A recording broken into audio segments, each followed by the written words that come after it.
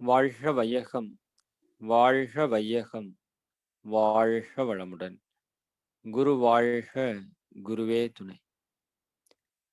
இந்த இனிமையான காலை வேளையில ஆசான் அருட்தந்தை வேதாத்திரி மகரிஷி அவர்களுடைய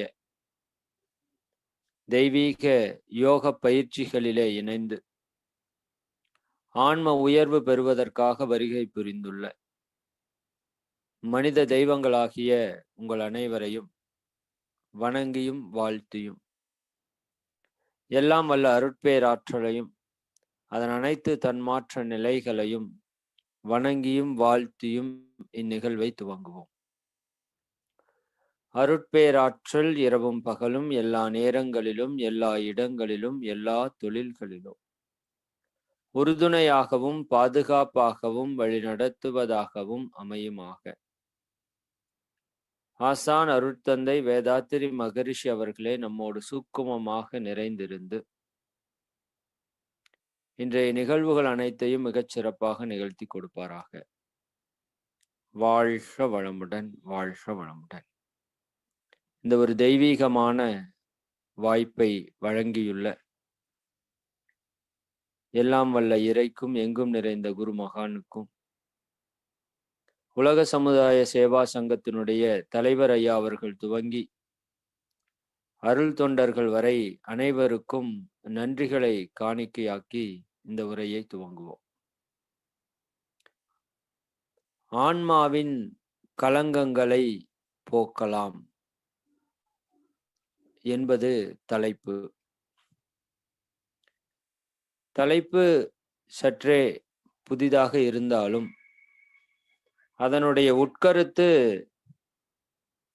அனைத்து மனவளக்கல என்பர்களுக்கும் மிக தெளிவாக தெரிந்த கருத்து. ஆன்மா என்பது என்ன? ஆன்மாவினுடைய களங்கம் என்பது என்ன? அது எவ்வாறு தோன்றி இருக்கிறது? அதை நாம் ஏன் போக்க வேண்டும்? போக்கினால் நாம் பெறக்கூடிய நன்மை என்ன? அதை போக்காததால் நாம் பெறும் நன்மை என்று சொல்ல இயலாது,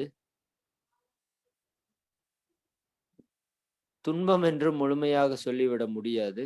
நிலை என்ன என்பதை நாம் இந்த உரையிலே சற்று சிந்திப்போம். எல்லா மகான்களும் சொல்கின்றார்கள், நீங்கள் இந்த உடல் அல்ல, இந்த மனம் அல்ல, இந்த உயிரும் கூட அல்ல, நீங்கள் ஆத்மா என்று சொல்கிறார்கள். இதிலேயே நமக்கு நிறைய பேருக்கு பெரும் குழப்பம். இன்று உலகம் முழுக்க மக்களுக்கு இருக்கக்கூடிய துன்பத்திற்கு அடிப்படை காரணம் அருட்தந்தை அவர்கள் சொல்கின்றார்கள், அறியாமை, அலட்சியம், உணர்ச்சி வயம் என்று. அதிலே முதலாவதாக நிற்பது அறியாமை என்று சொல்லக்கூடிய அறிவின் வறுமை. தான் யார் என்பதே தெரியாத ஒரு வாழ்க்கை. இதுதான் அடிப்படை பிரச்சனை. நாம் இந்த உடல் அல்ல, உயிர் அல்ல, மனம் அல்ல, இவை அனைத்தையும் கடந்த ஆத்மா என்கின்ற ஒரு உண்மையை நாம் மறந்த ஒரே காரணத்தினால்தான் இவ்வளவு பிரச்சனைகளுக்கும் நாம் ஆட்பட்டு கொண்டிருக்கின்றோம். நீங்கள் சர்வ வல்லமை கொண்ட ஆத்மா. ஆத்மாவுக்கு பிறப்பும் கிடையாது, இறப்பும் கிடையாது. ஆத்மா தோன்றுவதும் இல்லை, ஆத்மா மறைவதும் இல்லை என்கின்ற ஒரு ஆழமான புரிதல் பெற்ற மனிதர்களுக்கு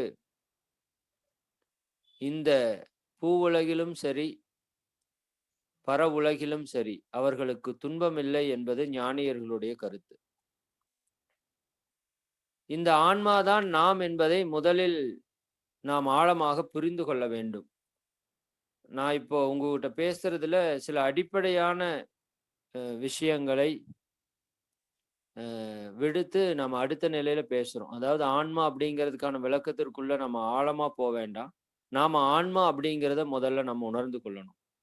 அதற்கு நான் யார் அப்படிங்கிற தத்துவத்துல போனோம்னா அதைய நாம நன்றாக சிறப்பாக உணர்ந்து கொள்ள முடியும். அந்த ஆன்மா எங்கிருந்து வந்தது அப்படின்னு பார்த்தோம் அப்படின்னா, சுத்த வெளி என்று சொல்லக்கூடிய இறைநிலை என்று சொல்லக்கூடிய பரமாத்மாவிலிருந்து வந்திருக்கிறது. இப்போ இந்த ஆத்மா இறைநிலையிலிருந்து வந்தபோது பரிபூரணமாக, தெய்வீகமாக, தூய்மையாகத்தான் இருந்தது. இறைநிலையினுடைய குணங்களையும் இறைநிலையினுடைய பண்புகளையும் அது தன்னகத்தே இயல்பாக பெற்றிருக்கிறது. அப்பேற்பட்ட தெய்வீக தன்மை கொண்ட பரமாத்மா தன்மாற்றம் பெற்று ஜீவாத்மாவாக வந்த பொழுது, வந்த வழியிலே பஞ்சபூதங்களாக, பிரபஞ்சங்களாக, உயிர்களாக மாற்றம் பெற்று வந்த வழியிலே பல்வேறு பழிச்செயல் பதிவுகளை தன்னுடைய தரத்திலே இருத்தி கொண்டதுதான் ஆன்மாவினுடைய களங்கங்கள் என்று நாம் அறிகின்றோம். கொஞ்சம் நுட்பமான விஷயம்தான். நீங்க மனவளக்கலை பயின்றவர்கள் அனைவருக்கும் நான் இப்ப சொன்ன விஷயம் மிக எளிமையாக புரியும். இறைநிலையே இறை துகளாகி, விண்ணாகி, காற்றாகி, நெருப்பாகி, நீராகி, நிலமாகி, பஞ்சபூதங்களாகி, அண்ட சராசரங்களாக பிரபஞ்சமாக மாற்றம் பெற்று பஞ்சபூதங்களின் சேர்க்கையே ஓரறிவாகி, இரண்டறிவாகி, மூன்றறிவாகி, நான்கறிவாகி, ஐந்தறிவாகி, இறுதியாக ஆறறிவாக மனிதனாக நாமாக வந்திருக்கிறோம் என்பது உண்மை. பல நேரங்களிலே நாம் நம்மை இப்பிறவி வாழ் மக்களாக மட்டுமே நாம் கருதி கொண்டிருக்கின்றோம். அதுதான் இன்னைக்கு பெரும் பிரச்சனை. இந்த ஆன்மாவின் களங்கங்களை அதிகப்படுத்திக் கொள்வதற்கான அடிப்படை காரணத்தில் ஒன்று இது. இப்ப நம்ம இப்பேற்பட்ட வழியில வந்திருக்கிறோம் அப்படிங்கிறதே நிறைய பேருக்கு இன்னும் நாம தெரிந்து வைத்திருக்கிறோமே தவிர அன்பர்களே, நாம உணர்ந்து வைத்திருக்கவில்லை. இந்த வார்த்தையே நம்ம கொஞ்சம் ஆழமா சிந்திக்கணும். அருட்தந்தை அவர்கள் நான் யார் என்கின்ற 2வது அகத்தாய்விலேயே அந்த நான் யார் தத்துவத்தை மிக ஆழமாக விளக்கி, நீங்கள்தான் இறைவன் அப்படின்னு சொல்லிட்டாரு. அதற்கப்புறம் அதற்கான ப்ரூஃபா பிரம்மஞான பயிற்சியிலும் 3ஆம் நிலை அகத்தாய்விலும் எல்லாம் வல்ல இறையே எல்லாமாகவும் மாறி இருக்கின்ற மேன்மையை மீண்டும் மீண்டும் நமக்கு உணர்த்துகிறார்கள். ஏன்னா அது அவ்வளவு சாதாரணமாக நம்மளுடைய மனதில் பதியப்படாது. இறுதியாக இறைநிலை தவத்திலும் என்ன சொல்றாங்கன்னா, எல்லாம் வல்ல இறைவன் தான்ப்பா நீயா வந்திருக்கிற அப்படிங்கிறத மீண்டும் மீண்டும் மீண்டும் மீண்டும் பதிவு செய்கிறார். இதை நாம் சுயமாக சிந்தித்து சிந்தித்து அந்த தெளிவுக்கு முதல்ல ஆட்படணும். இப்ப நம்மளுடைய பிரச்சனை இந்த ஆன்மாவினுடைய களங்கத்தினுடைய வெளிப்பாடு தான் நம்ம வாழ்க்கையில வரக்கூடிய சிக்கல்கள் எல்லாம் அப்படிங்கிறத ஒரு பக்கம் முதல் பாடமாக நம்ம படித்திருக்கிறோம். வினைப்பதிவாம் சுமையை விடுத்து தூய்மை பெறவே நினைவாய் உடல் எடுத்தேன், நிலம் மீது விழுந்த பின்னே எனை மறந்தேன், எந்தன் வினை மறந்தேன், இறைவா உனை மறந்தேன் அப்படிங்கிற கவிதான் முதல் கவியாக நமக்கு கூறப்படுகிறது தத்துவ அறிவிலே. அப்ப வினைப்பதிவு என்கின்ற சுமையை தாங்கிக் கொண்டிருக்கக்கூடிய ஆத்மா நீங்களும் நானும். இதுல எவ்வளவு வினைப்பதிவுகள் இருக்கிறது அப்படிங்கிறது தான் இங்க நமக்கான ஒரு பெரிய கேள்வி. நாம நினைச்சிட்டு இருக்கிறோம் இந்த பிறவியிலேயே, பொதுவாக மக்கள் நினைத்து கொண்டிருப்பது இப்பிறவியிலேயே. ஏன்னா நீங்க யார் அப்படின்னு கேட்டாலே நான் மதன்குமார் அப்படின்னு தான் சொல்றேன். உங்க வயசு என்ன அப்படின்னு கேட்டாலே நான் 36ங்கிறது தான் சொல்றேன். நல்லா புரிந்து கொள்ளணும். இது பொதுவா உலகம் முழுக்க இருக்கக்கூடிய உண்மை. ஆனா உண்மையாலுமே என்னுடைய வயது 36 தானா அப்படின்னு யோசிச்சு பாருங்களேன். இப்ப என்னிடமும் உங்களிடமும் என்னென்ன இருக்கிறது? உடல் இருக்கிறதா? இருக்கிறது. உயிர் இருக்கிறதா? இருக்கிறது. மனம் இருக்கிறதா? இருக்கிறது. இப்படி கேட்கக்கூடாது, இருந்தாலும் கேட்கிற. அறிவு இருக்கிறதா? இருக்கிறது. ஆத்மா என்பது அதுவும் இருக்கிறது. சரி. இப்ப நான் உங்களுக்கு கேட்ட கேள்வி என்ன? உங்களுடைய வயது என்ன அப்படிங்கிறது. நம்முடைய வயது என்னன்னு கேட்டா என்னன்னு சொல்றோம்? 36ன்னு சொல்றோம்.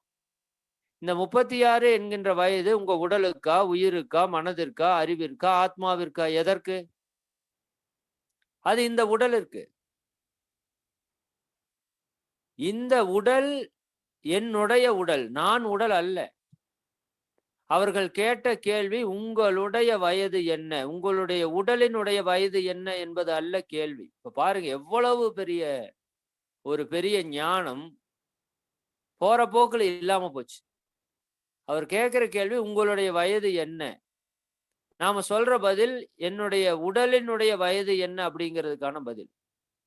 நமக்குள்ள உயிர் என்று ஒன்று இருக்கிறது. அது எங்கிருந்து வந்ததுன்னா அம்மா அப்பாட்டிருந்து வந்தது. அந்த உயிரானது என்ன செய்கின்றது? தன்னிடம் இருந்து ஜீவகாந்த சக்தியை வெளிப்படுத்தி புலன்கள் மூலம் அவற்றை வெளியேற்றி புலன்கள் மூலம் பெறக்கூடிய அனுபவங்களை இறுக்கி சுருக்கி தன்னுடைய கருமையத்திலே இருப்பாக்கி கொள்கிறது. இது உயிரினுடைய செயல். இந்த பதிவுகளைத்தான் ஆன்மாவிலே பதிந்து கொண்டிருக்கின்ற பதிவுகள் என்று நாம் விலக்கி கூறிக்கொண்டிருக்கிறோம். அப்ப இந்த உயிர் இந்த உடல் பிறப்பிலே 3 வயதிலிருந்து இன்று வரை ஏற்றுக்கொண்டிருக்கின்ற கர்ம வினைகளை பிராரப்த கர்மம் என்று சொல்கின்றோம். இந்த உயிர் இவ்வாறு தோன்றுவதற்கு முன்பு இந்த உயிருக்கு கொடுக்கப்பட்ட வினைகளை சஞ்சித கர்மம் என்று சொல்கின்றோம். இந்த சஞ்சித கர்மத்தினுடைய அளவை நாம் சற்றே சிந்திக்க வேண்டும் அன்பர்களே. சஞ்சித கர்மம் நம் முன்னோர்களால் நமக்கு கொடுக்கப்பட்ட உயிரிலிருந்து கிடைக்கப்பட்ட வினைப்பதிவு. அதில் எவ்வளவு பதிவுகள் இருக்கும் என்பதுதான் இங்க பெரும் கேள்வி. ஏன் நாம் அந்த களங்கங்களை போக்க வேண்டும் என்பதற்கு அந்த களங்கத்தினுடைய அளவு நமக்கு தெரிய வேண்டும். அந்த களங்கம் அவ்வாறு இருந்தால் என்ன விளைவு நமக்கு வரும் என்பது நாம் உணர்த்தப்பட வேண்டும் நமக்கு. ஏன்னா நீங்க இப்ப இந்த காலத்துல நல்லதை சொல்லி கூட்டிட்டு வர்றதை விட பயமுறுத்தி செய்ய வைக்கிறது தான் சரியா இருக்கு. அப்பதான் நாமும் கேட்கிறோம். இல்லாட்டி கஷ்டமா தான் இருக்கு. இப்போ முற்காலத்துல எப்படி பயமுறுத்தினாங்களோ அதே போல இக்காலத்திலையும் பயமுறுத்த வேண்டியதா இருக்கு. உடற்பயிற்சி செய்யலைன்னா ஹார்ட் அட்டாக் வந்துடும். கிட்னி மசாஜ் செய்யலைன்னா கிட்னி ஃபெயிலியர் ஆயிரும். மகராசனம் செஞ்சலைன்னா முதுகு தண்டில் ஆபரேஷன் பண்ணணும். மூச்சு பயிற்சி பண்ணலைன்னா கொரோனால போய் சேர்ந்துருவீங்க. இப்படி எல்லாம் சொன்னாதான் பயிற்சிக்கே வருவாங்க போல. அதை போல எல்லாவற்றை பற்றியும் நமக்கு ஒரு பயம் இருப்பது நல்லதுதானோ அப்படின்னு கூட ஒரு விதத்துல தோணுது. அப்ப இப்போ நம்மளுடைய ஆன்மாவினுடைய அந்த களங்கங்கள் எவ்வளவு நீண்டது, நெடியது, எவ்வளவு ஆழத்தன்மை கொண்டது அப்படிங்கிறத நம்ம புரிந்து கொண்டு அதனால் பெறக்கூடிய விளைவை நாம் அறிந்து கொண்டோம் என்றால் மட்டுமே அதை போக்குவதற்கான ஒரு முயற்சி எடுப்போம். அதில் பல்வேறு முயற்சிகளை மகான்கள் கொடுத்திருக்கிறாங்க. அது என்னன்னு பின்னாடி பார்ப்போம். அதுல ஒரு விஷயத்தை மட்டும் இன்றைய உரையிலே நாம் கொஞ்சம் ஆழமாக சிந்திப்போம். அப்போ இந்த உயிர் நம்ம கிட்ட வந்தது. எங்கிருந்து வந்ததுன்னு சொல்லுங்க? அம்மா அப்பாட்ட இருந்து வந்தது. அப்போ அந்த அம்மா அப்பா தன்னுடைய அப்பாவுடைய ஒரு 29 வயதுல அம்மாவோட ஒரு 27 வயதுல நாம பிறக்கிறோன்னு வச்சுக்கோங்களேன். இந்த 3 வயது முதல் அப்பா 27 ஆண்டுகள் என்னென்னவெல்லாம் செய்தாரோ அத்தனை பதிவுகளும் அந்த உயிரிலே ரெக்கார்ட் ஆயிருக்கு. அவர் தெரிந்து செய்தாலும் தெரியாமல் செய்தாலும் அறிந்து செய்தாலும் அறியாமல் செய்தாலும் அத்தனை விஷயங்களும் அச்சு பிறலாமல் சரிதானுங்களா? ஒரு புள்ளி ஒரு டிராப் கூட மாறாம அதுல ரெக்கார்ட் ஆயிருக்கு. அதே போல அம்மா 3 வயது முதல் 27 வயதை செய்து வர அத்தனை பதிவுகளும் அதிலே ரெக்கார்ட் ஆயிருக்கு. நல்லா புரிஞ்சுக்கணும். இதற்கு முன்பு அம்மா அப்பா அவங்களுடைய அம்மா அப்பா பார்த்து கேட்டு செய்து சொன்ன அத்தனை ரெக்கார்டு பண்ணி அவங்ககிட்ட கொடுத்துருக்காங்க. இப்படி நம்முடைய உயிரிலே நம்ம அம்மா அப்பாவுடைய பதிவு, அவங்க எங்க இருந்து வந்தாங்கன்னா அவங்க அம்மா அப்பா அதனுடைய பதிவு, அவங்க எங்க இருந்து வந்தாங்கன்னா அவங்க அம்மா அப்பா அவங்களுடைய பதிவு, இப்படியே பார்த்தோம் அப்படின்னா பல ஆயிரக்கணக்கான பிறவிகள் இந்த மனித உடலிலே நாம் செய்த அனுபவங்கள் எல்லாம் ரெக்கார்ட் ஆயிருக்கு. ரெக்கார்ட் ஆயிருக்கு. இந்த மனித பிறவி வருவதற்கு முன்பு நாம் எப்படி இருந்தோம்னு கொஞ்சம் யோசிச்சு பார்த்தோம்னா, விலங்குல இருந்து வந்தோம்னு சொல்றோம். குறிப்பாக ஐந்தறிவுன்னு சொல்றோம். ஐந்தறிவுனா உங்களுக்கு தெரியும். சிங்கம், புலி, கரடி, சரிதானுங்களா? குரங்கு அப்படின்னு ஒரு ஃபைன் டியூன் பண்ணி சொல்லிட்டோம். அதற்கு முன்னாடி அத்தனை தீய தீயன்னு சொல்ல முடியாது. நமக்கு தீய பதிவுகளை கொடுத்த விலங்கினங்கள் அப்படின்னு வைத்துக் கொள்ளலாம். ஏன்னா, அந்த விலங்கினங்களுக்கு அது களங்கம் அல்ல, பாவம் அல்ல, பதிவு அல்ல. ஆனா பிற உயிரை வதைப்பது, கொல்லுவது, பிறர் வளம் பறிப்பது, வாழ்க்கை சுதந்திரத்தை அழிப்பது என்பது விலங்கினத்தினுடைய பண்பு. அந்த விலங்கினத்திலிருந்து அத்தனை பதிவுகளும் நம்மிடத்தே ரெக்கார்ட் ஆயிருக்கு. நம்ம ஆன்மாவிலே களங்கமாக பதிந்திருக்கிறது. இந்த ஆழமான உண்மையை நாம் கொஞ்சம் ஆழமா சிந்தித்து உணர்ந்து கொள்ளணும்.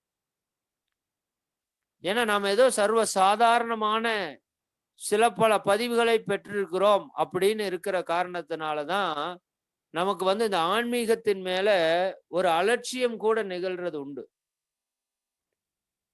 இப்பிறவில் இறையுணர்வு பெறலாம் அப்படிங்கிறது மாற்று கருத்து இல்லைங்க. அதே போல கடும் முயற்சியின்றி அதை பெறலாம் அப்படிங்கிறதுலயும் மாற்று கருத்து இல்லை. வந்தவர்கள் போனவர்களுக்கெல்லாம் ஆன்மீகம் சித்தியாகாது. தீராத வைராக்கியம், தொடர் முயற்சி, தொடர் பயிற்சி இருப்பவர்களுக்கு மட்டுமே. விவேகானந்தரோட பாணியில சொல்லணும்னா, கோழைகளுக்கு இங்கு இடம் இல்லை, வீரர்களுக்கே இங்கு முழு இடம் அளிக்கப்படுகிறது.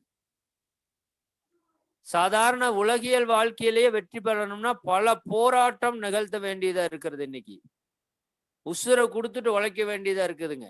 சாதாரண பொருள் துறையில ஜெயிக்கணும்னாவே, பொருள் துறை அற்பமானது, சாதாரணமானது. அதற்கே நம்ம இவ்வளவு போராட வேண்டியதா இருக்கு. அருள் துறை உச்சமானது, நல்லா புரிந்து கொள்ளணும். அப்போ அந்த அருள் துறைக்கு நம்ம எவ்வளவு உழைக்கணும் அப்படிங்கிறது ரொம்ப ரொம்ப முக்கியங்க. அந்த உழைப்பை ஏன் நம்ம இன்னைக்கு கொடுக்கறது இல்லை? ஒரு உடற்பயிற்சி செய்தல் அப்படிங்கிறதுமே ஆன்மாவினுடைய பழிச்செயல் பதிவுகளை போக்குவதற்கான ஒரு செயல்தான். ஓப்பனா சொல்லணும்னா, நமக்கு மன்றத்துக்குள்ள காலடி எடுத்து வச்சதுல இருந்து சொல்லி கொடுத்த இறை வணக்கத்திலிருந்து இறுதியாக நமக்கு கொடுக்கப்பட்ட தீட்சை கொடுப்பது என்று சொல்லக்கூடிய ஒரு உச்சகட்ட பயிற்சியான அருள்நிதி பயிற்சி வரை ஒவ்வொரு எழுத்தும் ஆன்மாவின் களங்கங்களை போக்குவதற்கு, ஒவ்வொரு எழுத்தும்னு சொல்லியிருக்கேன். சொற்கள்னு கூட நான் சொல்லல, வாக்கியங்கள்னு கூட சொல்லல.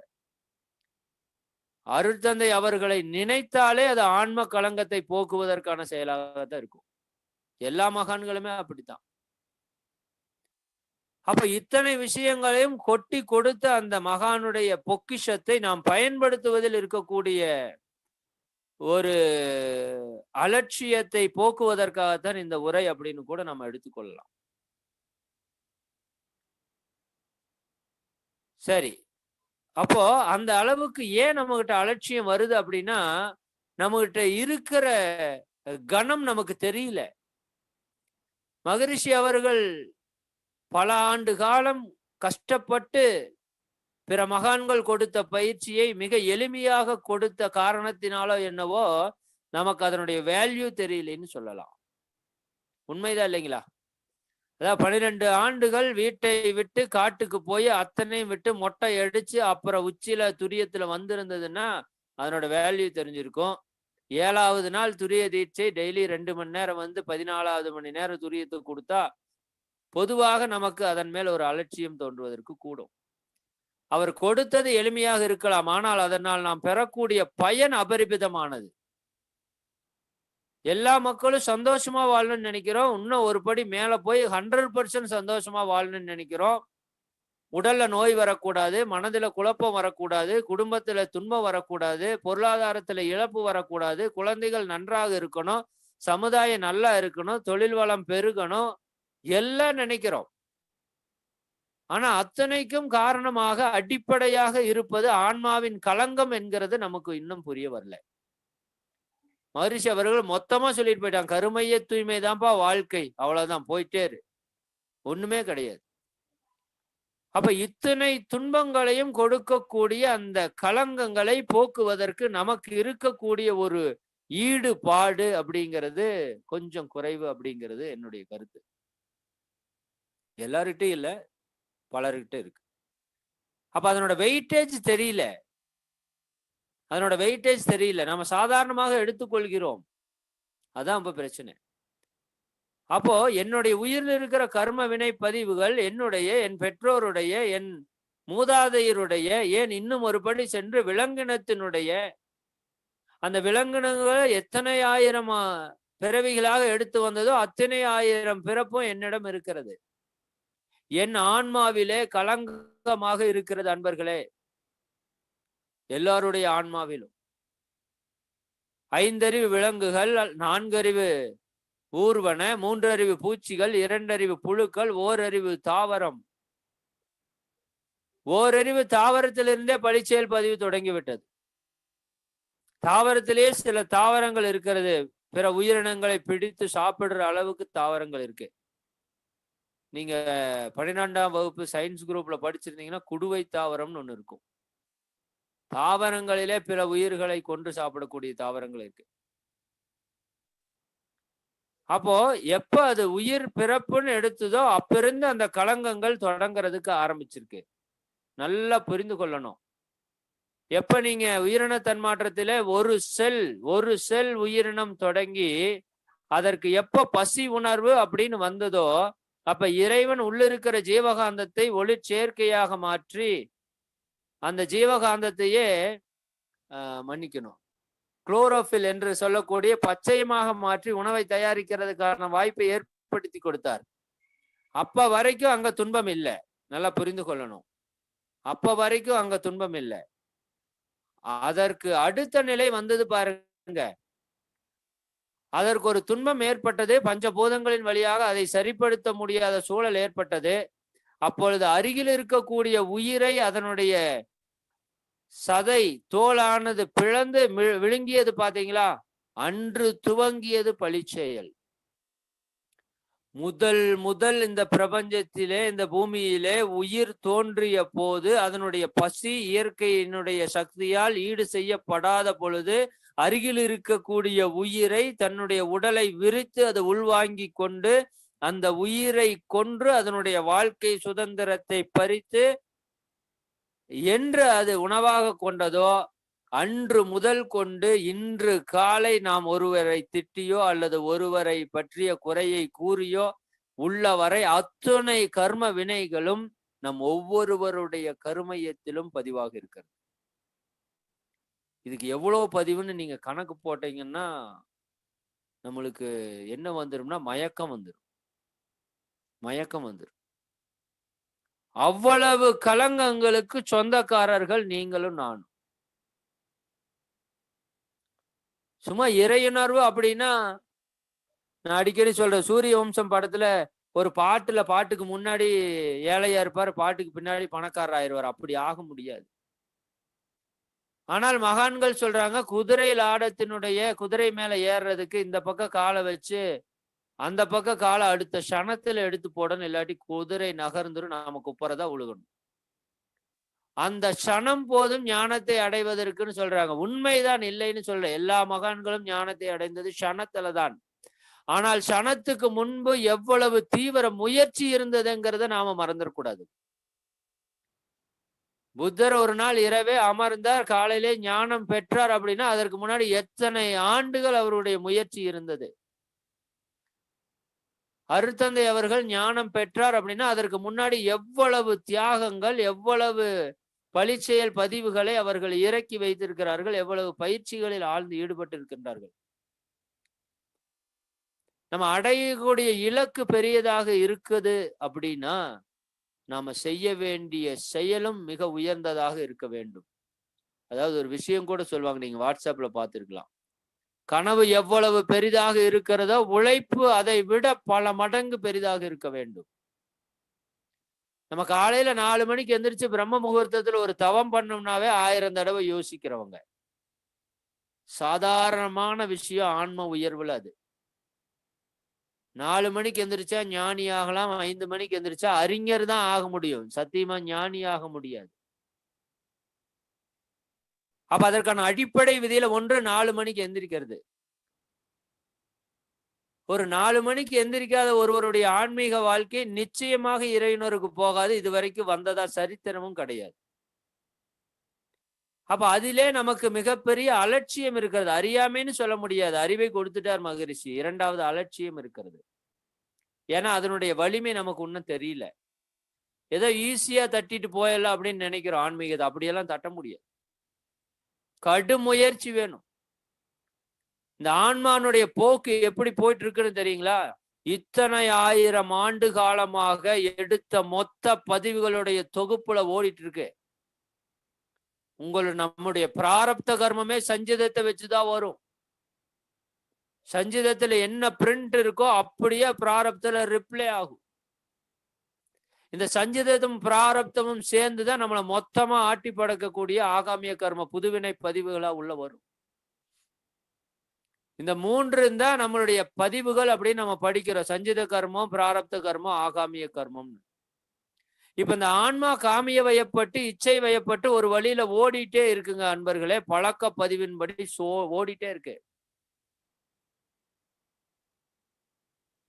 உடல் நலத்தை கெடுத்து, மன வளத்தை கெடுத்து, 5 அளவு முறையின்றி குண நலத்தை கெடுத்து, கெட்ட எண்ணங்களிலே ஆழ்ந்து, குணங்களிலே ஆழ்ந்து, பாவ செயல்களிலே பழி செயல்களிலே ஈடுபட்டு, பஞ்சமகா பாதகங்களை செய்து துன்பத்தை மட்டுமே செய்யக்கூடிய ஒரு சமுதாயமாக மாறி இருக்கிறது. நன்றாக நாம இது ஆழ்ந்து சிந்திக்கணும். எல்லாம் வல்ல இறையே நாம வந்திருக்கிறது. நோக்கம் இறைவனை அடைவது அப்படின்னு இருந்தாலும் இந்த உலகத்துல மிகப்பெரிய பிரச்சனைக்குரிய துன்பத்திற்குரிய ஒரு ஆத்மா, ஒரு உயிர் இருக்கும்னா அது மனித உயிர் தான்.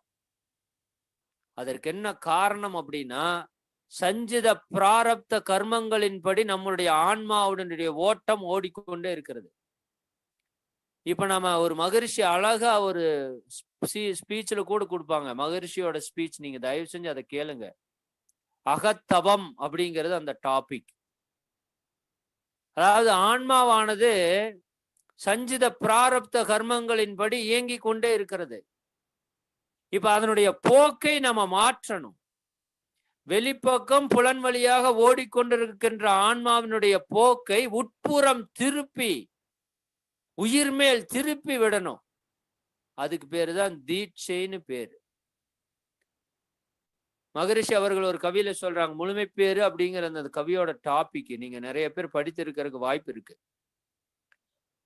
நிறைவடைந்த குரு மூலம் நேர்முகமாய் குண்டலினி யோகம் கற்று நித்த தவம் ஆழ்ந்து ஆற்றி உண்மை உணரப் பெற்றால் முனைப்பு போகும். இந்த பழிச்செயல் பழிதிவுகள் களங்கங்கள் அப்படிங்கிறதுல ஃபர்ஸ்ட் ஒன் எதுன்னு பாத்தீங்கன்னா முனைப்பு, தன் முனைப்பு, ஈகோ. இந்த தன்முனைப்பால் ஏற்படக்கூடியது தான் என்கின்ற அதிகாரப்பற்று, தனது என்கின்ற பொருள் பற்று. இந்த தான் தனது என்கின்ற அதிகார பொருள் பற்று இந்த இரண்டும் நம்ம கிட்ட வந்துருச்சு அப்படின்னா நம்ம கிட்ட 6 தீய குணங்கள் சர்வ சாதாரணமாக வந்து விளையாடும். அதனுடைய பயனாக பஞ்சமகா பாதகங்களை நாம் துணிந்து செய்வோம். அதனால் ஏற்படக்கூடியதுதான் ஆணவத்திற்கு அடுத்தது கண்மம் என்று சொல்லக்கூடிய பழிச்செயல் பதிவுகள். இவற்றினாலே நம் மனம் மயங்கி நிற்கக்கூடிய நிலையைத்தான் நாம் என்னன்னு சொல்றோங்க, மாயை என்று சொல்கின்றோம். உண்மை நிலை அறியாது தவிக்கக்கூடிய ஆன்மாவினுடைய நிலையை மாயை என்று சொல்கின்றோம். அப்ப அந்த தன்முனைப்பு, பழிச்செயல் பதிவுகள் ஆகிய கண்மங்கள் அண்டு மாயை, இந்த 3ஐயும் தான் ஆன்மாவினுடைய களங்கங்கள் என்று மகான்கள் சொல்றாங்க. நீங்க ஒரு ஃபார்முலா அடிக்கடி கேள்விப்பட்டிருக்கீங்க. நிறைய ஆசிரியர்கள் பயன்படுத்திட்டு இருக்கிற விஷயம், நிறைய மையங்களை நம்ம பார்த்துருக்கிறோம். கடவுள் பிளஸ் ஆணவம் கண்மம் மாயை இட் இஸ் ஈக்குவல் டு மனிதன், மனிதன் மைனஸ் ஆணவம் கண்மம் மாயை இட் இஸ் ஈக்குவல் டு கடவுள். இது எத்தனை நாளைக்கு அன்பர்களே போர்டுலயே பார்த்திருக்கிறது. இப்ப மனிதன் மைனஸ் ஆணவம் கண்மம் மாயை அப்படிங்கறத நாம இறங்கணுமா வேண்டாமா அப்படிங்கறத இங்க பெரிய கேள்வி. அப்ப தன்முனைப்பை, பாவச்செயல், பழிச்செயல் பதிவுகளை, மாயையை போக்கிக் கொள்வதற்கு அத்துணை பயிற்சிகளையும் மகான்கள் கொடுத்திருக்கிறாங்க. மகரிஷி மிக தெளிவாக கொடுத்திருக்கிறார். நான் தான் சொல்லிட்டேன், எல்லாம் வல்ல தெய்வத்துல தொடங்கி பிரம்ம ஞானத்தினுடைய உச்சம், அருள்நிதி பயிற்சியினுடைய உச்சம், தீட்சை வரைக்கும் அத்தனையும் கலங்கங்களை போக்குவதற்கான விஷயம். ஆனால் நாம் அதை எந்த அளவிற்கு தொடர்ந்து பயிற்சி செய்கிறோம், தொடர்ந்து அதிலே முயற்சிக்கிறோம், நம்மை ஈடுபடுத்தி கொள்கின்றோம், ஆழ்ந்து சிந்திக்கிறோம் என்பதில் தான் இந்த பழிச்செயல் பதிவுகளை, கலங்கங்களை போக்குவதற்கான வாய்ப்பு இருக்கு. நான் இப்போ இதுவரைக்கும் சொன்னதெல்லாம் இந்த ஆன்மாவில் இருக்க கலங்கத்தினுடைய வெயிட்டேஜ் எவ்வளோ அப்படின்னு நான் சொல்லியிருக்கிறேன். பல கோடி தலைமுறைகளாக ஏற்ற பாவச் செயல், பழிச்செயல் பதிவுகள் அதுல ரொம்ப ஸ்ட்ராங்கா இருக்கு. அதை மகரிஷி என்ன சொல்றாங்கன்னா, நாம் ஒண்ணு இதுக்காக பயப்பட தேவையில்லைங்க. நல்லா புரிந்து கொள்ளணும். இதுக்காக இவ்வளவு இருக்கா அவ்வளவு இருக்கா அப்படின்னு நாம் ஒண்ணு பயப்பட வேண்டிய அவசியமே எல்லளவும் இல்லை. அதை நல்லா நம்ம புரிந்து கொள்ளணும். மகரிஷி மிக எளிதாக ஒரு கவியில சொல்றாங்க, ஐயுணவின் வயமேற்ற ஆன்மாவின் பழிச்சுமையை மெய்யுணர்வு பெற்றாற்றி மிக எளிதில் கழித்திடலாம். இதுக்கு மேல சொல்றதுக்கு வார்த்தை இல்லை. நல்லா நீங்க புரிஞ்சுக்கணும். ஐயுணர்வின் வயம் ஏற்ற ஆன்மாவின் பழிச்சுமையை மெய்யுணர்வு பெற்றாற்றி மிக எளிதில் கழித்திடலாம். எளிதில் கழித்திடலாம்னு கூட சொல்லல, மிக எளிதில் கழித்திடலாம். என்ன பண்ணா போதுங்க, தெய்வ நிலையுடன் அறிவை சேர்த்து ஒன்றும் தவம் பயின்று. நல்லா புரிந்து கொள்ளணும். தவம் என்கின்ற ஒரு மிகப்பெரிய செல்வம். 16 செல்வங்களுள் உயர்ந்த செல்வம் எதுன்னு சொன்னா தவத்தை சொல்லலாம். ஏனால் தவம் வேண்டியாங்கு எய்தக்கூடிய ஒரு சக்தி. அதாவது மனம்தான் மனிதன் என்று சொல்கிறார். மனதை கட்டுப்படுத்துவது தவம் என்றால் மனித வாழ்க்கை கட்டுப்படுத்துவது தவத்திற்கு மட்டுமே. அப்ப அந்த ஆன்மாவில் பழிச்செயல்களை, கலங்கங்களை உற்பத்தி செய்தது மனமே. அந்த ஆன்மாவின் பழிச்செயல் பதிவுகளை, கலங்கங்களை போக்குவதற்கான ஒரே சக்தி இருக்கும் இடமும் மனசுதான். நல்லா புரிந்து கொள்ளணும். அதுக்கு என்ன பண்ணணும்? தெய்வ நிலையுடன் அறிவை சேர்த்து ஒன்றும் தவம் பயின்று உய்ய நினைத்தால் உலகில் உடனே என் தொடர்பு கொள்வீர் மாதிரி சொல்றாங்க. பழிச்சுமை அகற்றுவது மிக எளிது. மெய்யுணர்வு பெற்றாற்றி மிக எளிதில் கழித்திடலாம். தவம் பயின்றுதான் செய்ய முடியும். உய்ய நினைத்தால் உடனே உலகியரே என்னுடைய தொடர்பு கொள்ளுங்க. உய்ய நினைக்கிற எண்ணம் இருந்ததுன்னா என்னோட தொடர்பு கொள்ளுங்க. மகரிஷி மிக எளிமையா சொல்லிட்டார். திளைக்கும் விளைகடல் தீர்வுறு தோணி இழைப்பினை நீக்க இருவழி உண்டு கிளைக்கும் தனக்கும் அக்கேடில் முதலோன் தவமும் அறமும் மேற்துணையாமே. திளைக்கும் வினை கடல் தீர்வுறு தோணி இழைப்பினை நீக்க இருவழி உண்டு தவமும் அறமும் மேற்றுணையாமே. வள்ளுவர் ஒரு படி மேல போய் சொல்றார், தவம் செய்வார் தம் கருமம் செய்வார். தவம் செய்யறவங்க தன்னோட வேலையை சரியா செய்வாங்க. தவம் செய்யாதவன் வெட்டி வேலையை செய்வான். வெட்டி வேலையை செய்வான். அது கூட கொஞ்சம் சாதாரண வார்த்தை. பாவத்தை செய்வான், அவம் செய்வான். ஆசைப்பட்டு ஆன்மா காமியப்பட்டு ஆசைப்பட்டு இச்சைப்பட்டு துன்பத்திற்குரிய வேலையை மட்டுமே செய்வான். காலையில எழுந்ததிலிருந்து இரவு உறங்குற வரைக்கும் பாருங்க நம்மளுடைய ஆக்டிவிட்டிய. இந்த உடலை, உயிரை, மனதை, சூழலை கெடுப்பதற்கான அத்தனை செயலையும் செய்வான். இந்த உலக மக்களுடைய வாழ்க்கை இரண்டொழுக்க பண்பாட்டுக்கு எகெயின்ஸ்டா இருக்கு. நான் எனது வாழ்நாளில் யாருடைய உடலிற்கும் மனதிற்கும் இன்பம் தரமாட்டேன், இல்லாட்டி துன்பம் தருவேன் அப்படிங்கிற அளவு போயிருச்சு. இப்ப சரிங்களா? துன்பம் தரமாட்டேங்கிறது நம்மளுடைய இலக்கு. அதற்கு நம்ம வரணும் அப்படின்னா முதல்ல துன்பம் தர்றது மகரிஷி நிறுத்த சொல்றாங்க. இன்பம் தர்றது கூட தேவையில்லை. அது கூட இரண்டாவது ஒழுக்க பண்பாடா வச்சிருக்காங்க. நீங்க நல்லா கவனிச்சு பாருங்க. காலையில் எழுந்திருந்து மாலை இரவு உறங்குற வரைக்கும் எங்கெல்லாம் பிறர் துன்பத்தை கெடுக்கணுமோ அத்தனை வேலையும் செஞ்சுட்டு இருப்போம். அதுல முதல்ல ஆளு நம்ம தான். நான் எனது வாழ்நாளில் யாருடைய உடலுக்கும் மனதிற்கும் துன்பம் தரமாட்டேன்னு சொன்னா, அதுல ஃபர்ஸ்ட் விதி என்னன்னா, யாருடையன்னா நம்ம யாரோ உடைய நினைச்சிட்டோம். யாருடைய? என்னுடையவும் சேர்ந்ததுதான். இந்த உடல் உயிர் மனம் என்னுடையது. முதல்ல எனக்கு நான் ஒழுக்கமா இருக்கணும். அதான் ஃபர்ஸ்ட் விஷயம். ஆன்மாவின் களங்கத்தை போக்குறதுல முதல் விஷயம் என்னன்னா, என்னுடைய உடலிற்கு நான் துன்பம் தரக்கூடாது. நான் அடிக்கடி யோசிக்கிறது நாம பிறருக்கு கொடுத்த துன்பத்தாலேயா இத்தனை கர்மா வந்திருக்கோம் அப்படின்னு நினைக்கிறேன்னா, நிச்சயமா வாய்ப்பே இல்லைங்க. நம்ம நமக்கு கொடுத்த துன்பத்தாலதான் இத்தனை கர்மா வந்திருக்கு நமக்கு. பெருங்கர்மா நமக்கு கொடுத்த துன்பத்தாலதான் வந்திருக்கு. ஏன்னா பாருங்க, பிறர் கூட நமக்கு நன்மை செய்யறது அப்படிங்கிறது சமுதாய கடமையில கொஞ்சம் தான் வரும். நம்ம வாழ்றதே பிறருடைய உழைப்பால வாழ்றோம்னு சொல்றோம், அது ஒரு பக்கம் இருக்கட்டும். ஆனா நமக்காகவே இயங்கி கொண்டிருக்கக்கூடிய இந்த உடல், இந்த ஆத்மா, நாமாகிய ஆத்மா, நாம தூய்மை பெறுவதற்காக இயங்கி கொண்டிருக்கக்கூடிய இந்த உடல், நம்மை தூய்மை செய்வதற்காக இயங்கி கொண்டிருக்கக்கூடிய இந்த உயிர், நம்மை தூய்மை செய்வதற்காக இயங்கி கொண்டிருக்கக்கூடிய மனம், இத்தனையும் கெடுக்கிறதுக்கான மொத்த வேலையும் செய்யறோம் பாத்தீங்களா? இதுதான் பாவத்திலையும் பெரும் பாவம்.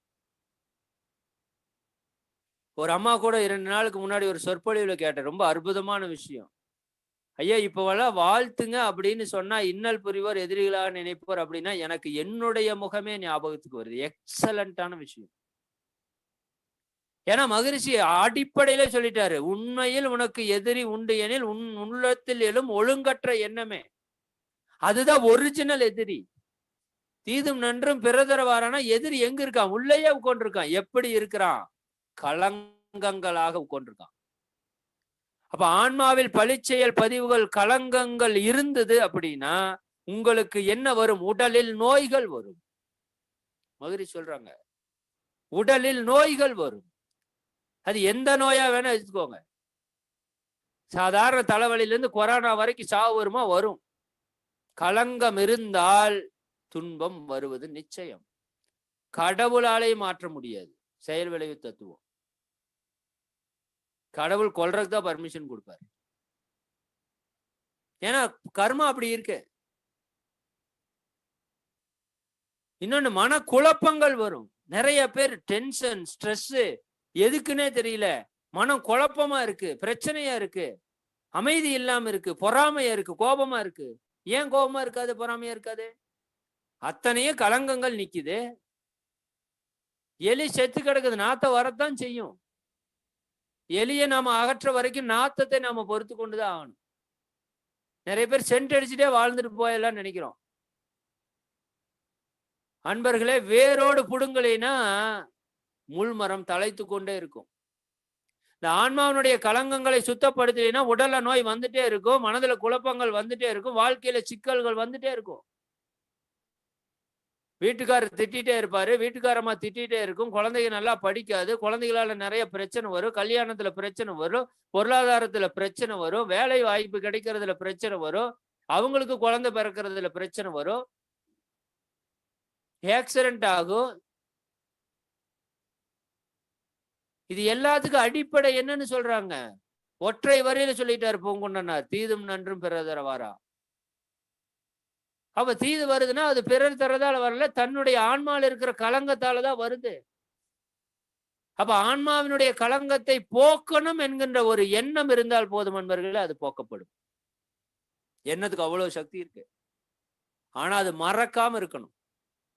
ஒரு டிச்சை கிளீன் பண்றோம் அப்படின்னா நீங்க நல்லா பாருங்க, ஒரு அடைச்ச டிச்சு, இந்த பக்கம் தண்ணி அடைச்சிட்டே இருக்கு, நீங்க கிளீன் பண்ணிட்டே இருக்கிறதால என்ன பிரயோஜனம் அன்பர்களே?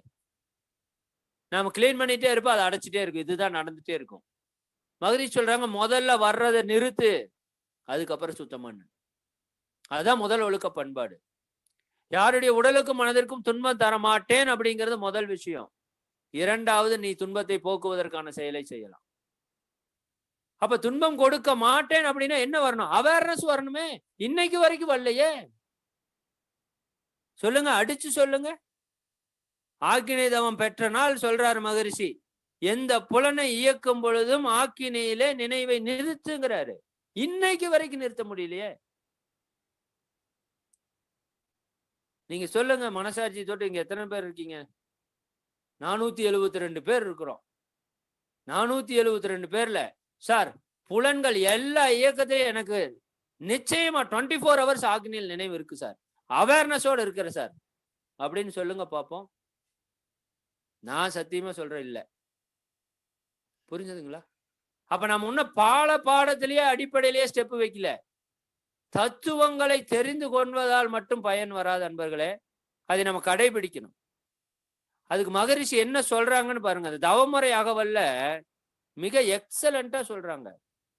அன்னவர் உணர்த்திய ஆக்கினை சக்கர அசைவில் சுழலில் அறிவை பொருத்த, அன்னவர் உணர்த்திய ஆக்கினை சக்கர அசைவில் சுழலில் அறிவை பொருத்த என் அறிவு ஓர்மையில் நிலைத்து அமர்ந்தது. என் நிலை மறந்து நான் இனி எச்செயலையும் எங்கும் எப்போதும் இயற்றாதிருக்கவும், என் நிலை மறந்து நான் இனி எச்செயலையும் எங்கும் எப்போதும் இயற்றாதிருக்கவும், முன்னிகழ் பின் எனும் முக்காலத்தையும் முறையாய் இணைத்து நினைக்கவும் பேசவும் செய்யவும் ஏற்ற திறன் வளர்க்கின்றது. உய்ய நல்லறிவின் ஒளி மிகுகின்றது. எப்பேற்பட்ட விஷயம் தெரியுங்களா? அப்படியே மனுஷன் உருகி அனுபவிச்சு அப்படி சொல்லியிருக்காரு. அன்னவர் உணர்த்திய ஆக்கினை சக்கர அசைவில் சுழலில் அறிவை பொருத்த. இது நடந்தாதான் இதெல்லாம் நடக்கும். என்ன நடக்குன்னு சொல்றாரு? என் நிலை மறந்து நான் இனி எச்செயலையும் எங்கும் எப்போதும் இயற்றாதிருக்கு. இந்த ரட்ட வரிக்கு நீங்க பதில் சொன்னா இந்த உரை சக்சஸ். என் நிலை மறந்து நான் இனி எச்செயலையும் எங்கும் எப்போதும் இயற்றாதிருக்கவும். இது வரலைன்னா நம்மளுக்கு ஆக்கினையே வரல, ஆன்மாவே விழிப்பு கொள்ளல. ஆன்மா விழிப்பு கொள்ளாம இறையுணர்வோ இல்ல பல சாதனைகளோ இல்ல வாழ்க்கையில சாதாரண இந்த உலகியல் வெற்றியில பெறணும்னா கூட ஆன்ம விழிப்பு வேணும். என் நிலை மறந்து நான் இனி எச்செயலையும், அந்த ஒற்றை வரியை கூட எடுத்துக்கோங்க. இன்னைக்கு வரைக்குமே எல்லாத்தையும் செஞ்சு முடிச்சதுக்கு அப்புறம் தான் நினைக்கிறோம், ஏன் அந்த அவேர்னஸ் வரல? உச்சியிலே நெற்றியிலே ஞாபகமாக இரு, உற்று உற்று பார்த்திடு பின் உலகை. எப்படி தப்பு நடக்கும் சொல்லுங்க? சான்ஸே இல்ல தப்பு நடக்கிறதுக்கு. அப்ப ஆன்மாவின் கலங்கங்களை போக்கணுமான்னு கேட்டா போக்கியே ஆகணும். இன்பமா வாழ நினைப்பவர்கள், முதல்ல இன்பமாக வாழ நினைப்பவர்களே ஆன்மாவின் கலங்கங்களை போக்கணும். பேர்மத்தை அடையணும்னா நீங்க எந்த அளவுக்கு போகணும்னு பார்த்து. அப்ப ஆன்மாவின் கலங்கங்கள் எப்படி இருக்கு? ஹெவி, வெரி ஹெவி வெயிட்டேஜ்ல இருக்கு. அப்ப நம்ம செய்யக்கூடிய பயிற்சிகள் அதுல இருந்து தூக்கிட்டு வருதுன்னா அது எவ்வளவு பவர்ஃபுல்னு பாருங்க. அந்த ஃப்ரீக்வன்சியிலிருந்து நம்மளை குறைக்கக்கூடிய பயிற்சி தவம். தவத்தின் பெருமையை எத்தனை சொல்றது?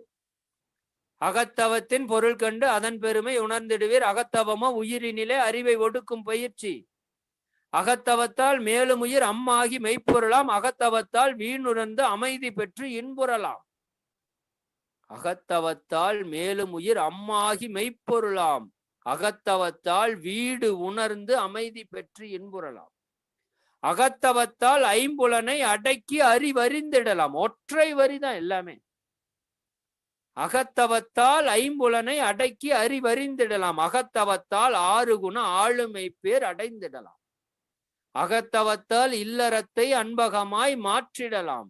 அகத்தவத்தால் இல்லறத்தை அன்பகமாய் மாற்றிடலாம். இது நடக்கலைன்னா நம்ம அகத்தவம் பண்ணலின்னு. அகத்தவத்தால் அனைத்துயிர்கள் அருநட்பை பெற்றிடலாம். அனைத்து உயிர்கள் பாம்பைய அருநட்பை பெற்றிடலாம். அகத்தவம் தீவினை அகற்றும். இந்த வார்த்தை தான் இன்னைக்கு நமக்கு தேவை. ஆன்மாவின் கலங்கங்களை போக்கலாம். எதுல போக்கலாம்? அகத்தவம் தீவினை அகற்றும், அருள் நெறியை இயல்பாக்கும். நாம ஒண்ணும் பண்ண வேண்டாம் அன்பர்களே, தவம் மட்டும் பண்ணு. தற்சோதனை தானா நடக்குங்கிறார் மகரிஷி.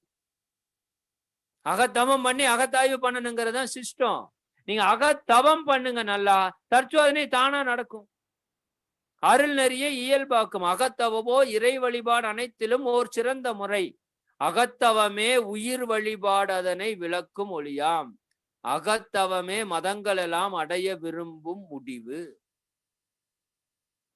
இதற்கு மேல சொல்றதுக்கு விடயம் இல்லை அன்பர்களே. தவம் தவம் தவம்.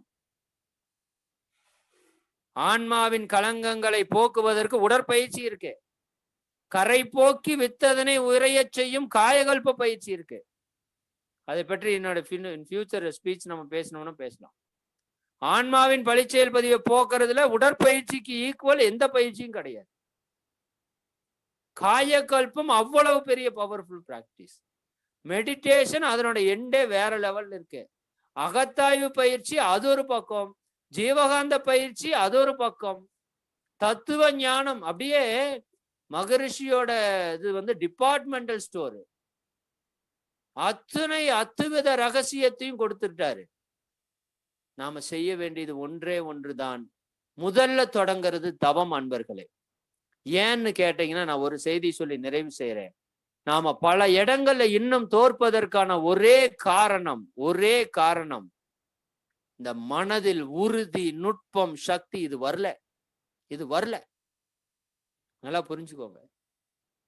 அப்ப அந்த மனதிற்கான நுட்பத்தையும் சக்தியும் கொடுக்காம ஒருத்தர் ஆன்மீக வாழ்க்கையில வெற்றி பெறணும்னா அது இயலாது. அப்ப நம்முடைய முதல் தேவை தவம். அப்போ ஆன்மாவின் களங்கங்களை போக்குவதற்கான செயல்கள், அதுல முதல் செயலாக இருக்கக்கூடிய தவத்தை தொடர்ந்து செய்வோம். இன்னும் ஆழமாக செய்வோம். ஒரு குறிப்பிட்ட தவத்தை எடுத்து அதனுடைய உச்சநிலையை அடைவது வரைக்கும் செய்வோம். ஆக்கினை தவம் ஏற்றி ஆகாமிய கர்மத்தை போக்கி, துரிய தவம் ஏற்றி பிராரப்த கர்மத்தை போக்கி, துரியாதீத தவம் ஏற்றி சஞ்சித கர்மத்தை போக்கலாம்னு நம்ம படிக்கிறோம் அன்பர்களே. ஃபர்ஸ்ட் திங்க், முதல் படியில் ஒரு வெற்றி. ஆக்கினை தவம் ஏற்றி ஆகாமிய கர்மத்தை போக்காம துரிய தவத்துக்கு போக வேண்டாம். என்னுடைய தனிப்பட்ட ஒப்பீனியன் நான் சொல்றேன். ஆக்கினை சாந்தி ரெண்டுமே போதும் நமக்கு ஒரு குறிப்பிட்ட காலத்துக்கு. என்னைக்கு நம்ம அறிவு அவேர்னஸ் முழுக்க வந்ததோ, ஏன்னா நம்ம என்ன நினைக்கிறோம்னா, இந்த 9 மைய தவத்துலதான் ஏதோ பெரிய சக்தி இருக்குது, துரியாதீத தவத்துக்குள்ள ஏதோ மிகப்பெரிய சக்தி இருக்குது, பஞ்சபோதன ஒரு தவத்துக்குள்ள ஏதோ அதை விட பெரிய சக்தி இருக்குது. நான் இல்லைன்னு சொல்லல. ஆனா அதற்கு எல்லாத்திற்கும் மூல சக்தி ஆக்கினையில இருக்கிறது. அதனால தொடர்ந்து தவத்தை ஏற்றுவோம், விழிப்பு கொள்வோம், பழிச்செயல் பதிவுகளை இனிமேல் சேர்த்தாமல் இருப்போம். வாய்ப்பு கிடைத்தால் இன்னொரு உரையிலே 2ஆம் பகுதியாக இதனுடைய போக்குவதற்கான வழிகளை தொடர்வோம் என்று கூறி